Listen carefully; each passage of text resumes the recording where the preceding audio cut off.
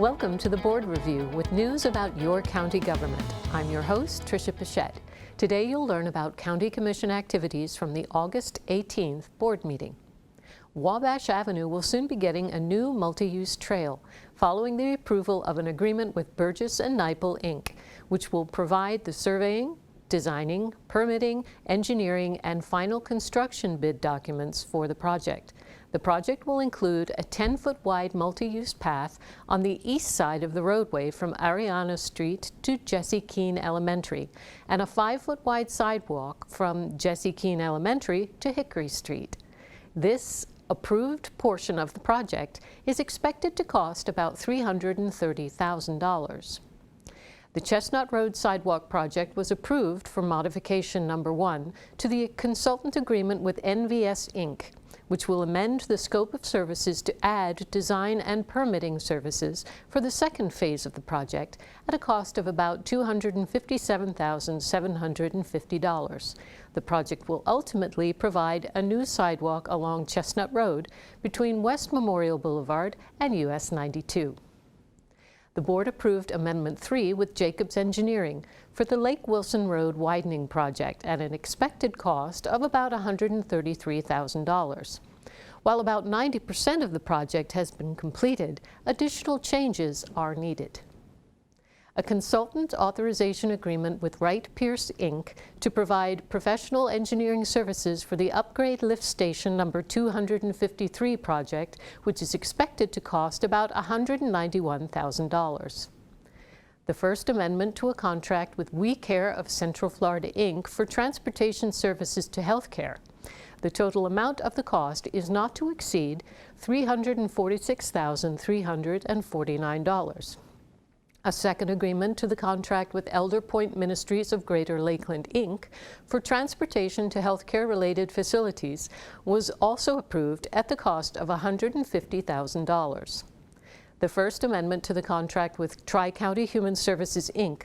for the Men's JASA, or Jail Alternatives to Substance Abuse program, at a cost of about $174,000 annually was approved by the board Tuesday. A nearly $9.2 million piggyback agreement with Application Software Technology for an upgrade to the county's Oracle software, which it uses to run its financial, budget, procurement, and human resources application, was approved by the board.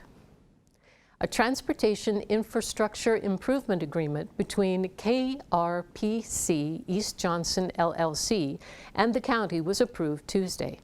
This project will include transportation improvements to Barry Daker Road and other off-site improvements at the intersection of Baker Avenue and US 1792. A right-of-way agreement for 3 parcels was approved by the board Tuesday in conjunction with the Sunset Trail Stormwater Quality Improvement Project. This agreement is expected to cost about $253,000.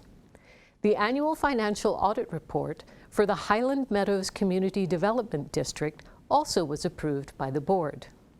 Angela Buchanan was reappointed to serve as a member of the Housing Finance Authority for a 4-year term that ends in February 2024. Franklin Ed Shoemaker was appointed as a member of the Housing Finance Authority for the remainder of the term that ends in November 2020. Jonathan Fleming was reappointed as an alternate member of the Planning Commission for a 3-year term that ends in July 2023. During the afternoon session, the board held several public hearings on a variety of items. Those items up for consideration included a modification to an already approved development agreement between MM Properties of Polk, Rogers Brothers, Grand Reserve Nashville, and Antioch LLC and Polk County was approved Tuesday. The first public hearing was held, but no action was taken on a proposed amendment to the Land Development Code to change certain regulations for model homes. In a 4-to-1 vote, the board approved the vertical expansion of the North Central landfill to 380 feet above adjacent grade. Well, that wraps up this edition of the Board Review.